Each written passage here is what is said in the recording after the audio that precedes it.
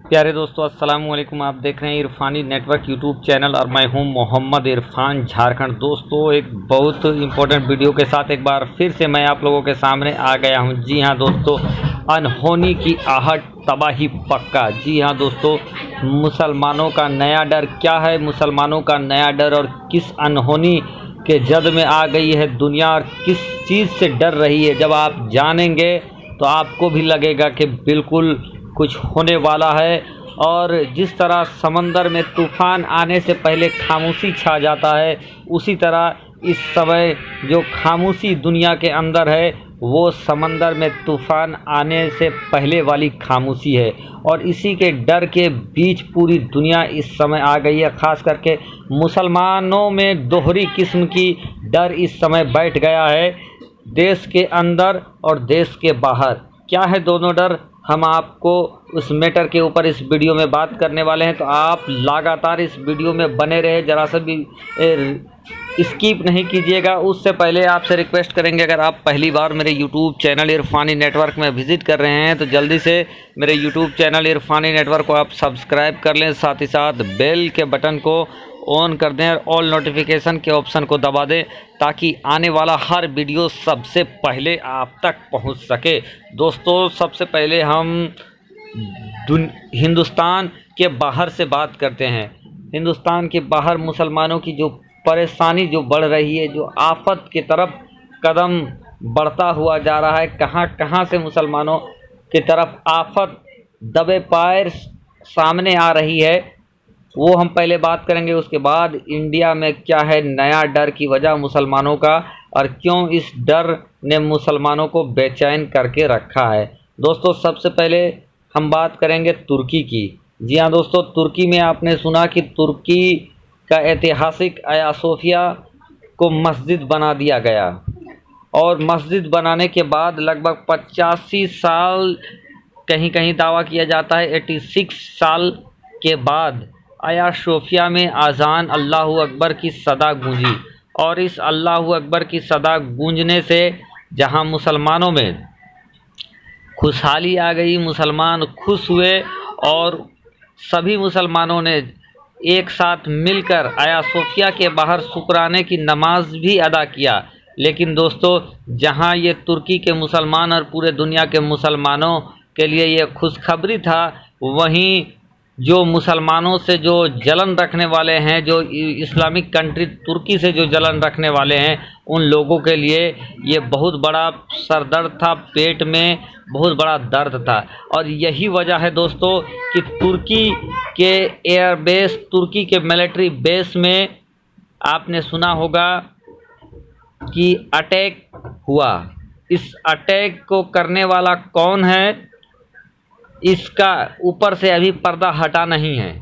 लेकिन दोस्तों, एक्सपर्ट यही बता रहे हैं कि जो तुर्की के ऊपर जो ये हमला हुआ है, ये कहीं ना कहीं ये अटैक की वजह आया सोफिया है। और आया सोफिया को मस्जिद बनाने से बौखलाए इस्लाम के दुश्मनों ने ये छुपे तौर पर तुर्की के ऊपर ये काम किया है। दोस्तों, तुर्की भी खामोश नहीं बैठेगा।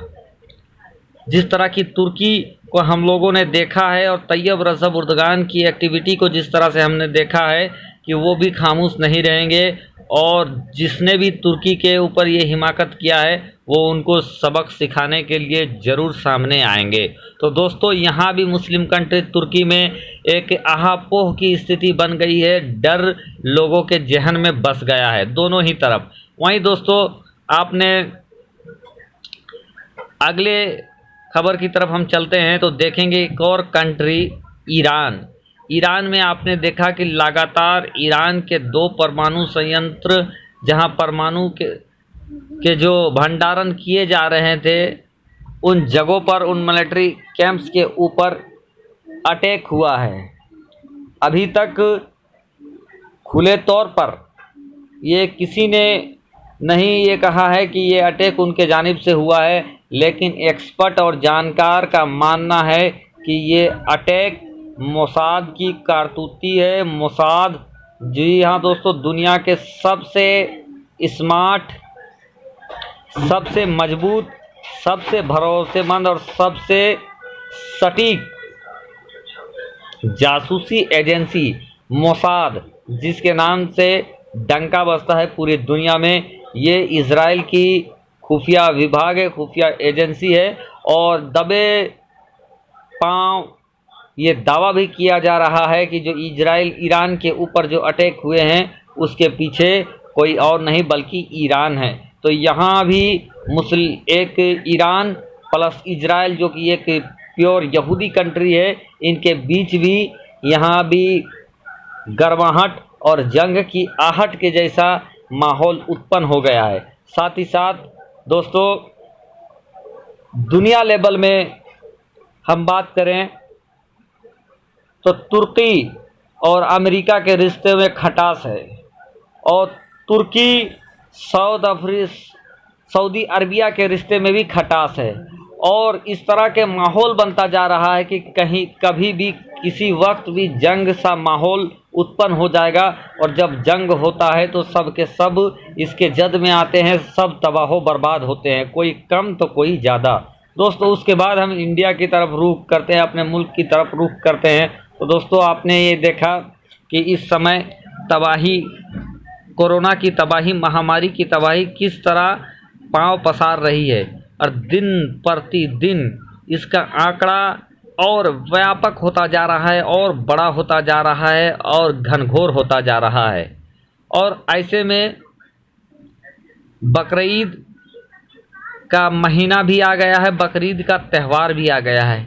इससे पहले दोस्तों जिस समय रमज़ान शरीफ चल रहा था, उस समय जो इस महामारी का जो मार था, इसकी चपेट, इसका दंश था, देश बहुत कम झेला था, नाम मात्र का उस समय असर था। लेकिन उसके बावजूद भी शक्ति इतनी तेज़ थी कि लोग ईद उल फित्र की नमाज भी अदा नहीं कर पाए। और इसी के बीच ईद और रमज़ान भी गुजर गया। लेकिन दोस्तों उसके बाद मुसलमान ये सोचने लगे थे कि चलो ईद जैसे तैसे निकल गया, लेकिन हम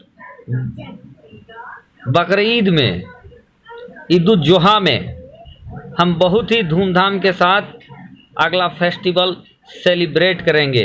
लेकिन दोस्तों जिस तरह से अभी भक्तों ने माहौल बना रखा है, जिस तरह से प्राकृतिक नेचुरल का जो माहौल है, भक्तों ने अभी से पोस्टर लगा रहे हैं, भक्तों का पोस्टर वायरल हो रहा है, जगह जगह पर खस्सी का पोस्टर लगाकर ये बताया जा रहा है कि मैं मीट नहीं हूँ। इस तरह का पोस्टर लगा के मुसलमानों पे दबाव बनाया जा रहा है कि वो बकरीद ना करें, वो कुर्बानी ना करें। तो भक्तों की साजिश भी सामने आ रही है मुसलमानों को बकरीद से रोकने के लिए। वहीं दोस्तों उत्तर प्रदेश जैसे जगहों पर जहां जानते हैं कि अब शनिवार और इतवार को वहां पर संपूर्ण लॉकडाउन की घोषणा पहले ही कर दिया गया है। तो ऐसे में दोस्तों मुसलमानों को ये भी लगने लगा है कि कहीं ना कहीं जो कोरोना की रफ्तार है उसको देखते हुए सरकार कहीं बकरीद कुर्बानी पर भी पूरी तरह से प्रतिबंध ना लगा दे, क्योंकि अभी जो कोरोना का जो रफ्तार है वो रफ्तार काफ़ी तेज़ हो गया है। जी हाँ दोस्तों, ये कोई किसी इससे ढका छुपा चीज़ नहीं है, और इंडिया में जो इसका आंकड़ा है वो 10 लाख से भी पार चला गया है। तो ऐसे में मुसलमानों को अब ये लगने लगा है कि ईद की तरह ही बकरीद भी अब मुसलमानों के हाथों से चला जाएगा, बकरीद भी का खामोशी के साथ घर के अंदर ही मनाना पड़ेगा। दोस्तों तो ये कुछ खबरें थी जहां मुसलमान देश से बाहर और देश के अंदर बेचैनी महसूस कर रहे हैं। दुआ करेंगे कि ये बेचैनी थमे, अल्लाह तबारक व तआला पूरे दुनिया में शांति बनाए रखे, शांति स्थापित रखे। साथ ही साथ जो ये आफत, ये बवा पूरे दुनिया के ऊपर मंडरा रहा है, ये कोरोना का, जल्द से जल्द अल्लाह तबारक व तआला प्यारे आका मोहम्मद मुस्तफ़ा सल्लल्लाहु तआला अलैहि वसल्लम के सदके तुफैल इस बवा से पूरे दुनिया को निजात दिलाए, और इसका कोई, इस बवा का कोई दवा निकल जाए, ताकि पूरी दुनिया के लोग, हर इंसान राहत की सांस ले सके। साथ ही साथ उम्मीद करेंगे रब तबारक व तआला की बारगाह में कि कहीं भी जंग का माहौल ना बने, और हमारे मुल्क इंडिया में बकरीद का त्यौहार भी काफ़ी शांति से और अमन के साथ धूमधाम से बीते। उम्मीद करेंगे कि लोग अपने जान की हिफाजत को देखते हुए सतर्कता के साथ बकरीद मनाएंगे और सरकार की तरफ से कोई रोड़ा ना आए। यही उम्मीद के साथ शुक्रिया, अलविदा।